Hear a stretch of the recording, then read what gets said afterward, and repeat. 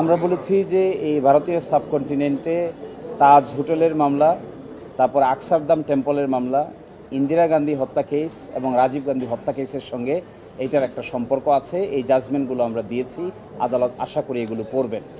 তার সাথে আমরা বলেছি যে স্বীকারোক্তিমূলক জবানবন্দি নিয়ে যে ধরনের ঘটনা ঘটছে, যেভাবে টর্চার করে স্বীকারোক্তিমূলক জবানবন্দি নিয়েছে, এটার একটা পার্মানেন্ট সলিউশন করা দরকার।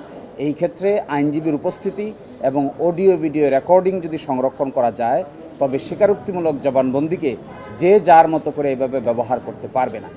আর জনাব কায়সার কামাল সাহেব যেটা বলছেন, আমি দেখিয়েছি এখানে যে এই মামলার ফার্দার ইনভেস্টিগেশন করতে গিয়ে পুলিশের অফিসার, ডিজিএফআই, এনএসআইয়ের মধ্যে এক ধরনের বিশৃঙ্খলা তৈরি করার চেষ্টা করা হয়েছে। কাউকে আসামি বানানো হয়েছে, কাউকে আবার সাক্ষী বানানো হয়েছে। সিনিয়রকে সাক্ষী করেছেন, জুনিয়রকে আসামি বানিয়েছেন।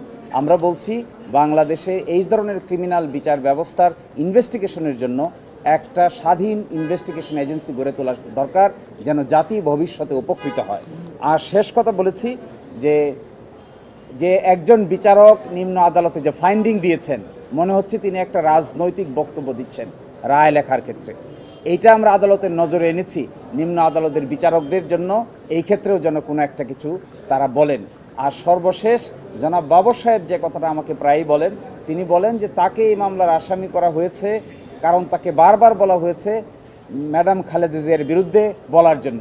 তিনি এটা বলতে রাজি হন নাই, এই জন্যই বারবার তাকে এই ধরনের অনেকগুলো মামলায় আসামি করা হয়েছে।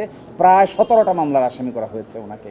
ফলে আমরা এক্সপেক্ট করি 4 সেপ্টেম্বর সকলেই বেকসুর খালাস পাবেন, এবং জনাব তারেক রহমান সহ সকলেই যদি খালাস পান, তাহলেই এখানে সত্যিকার অর্থে ন্যায় বিচার প্রতিষ্ঠিত হবে বলে আমরা মনে করি। আমাদের অবস্থান থেকে লানের সিনিয়র সহ সকলেই আমরা চেষ্টা করেছি।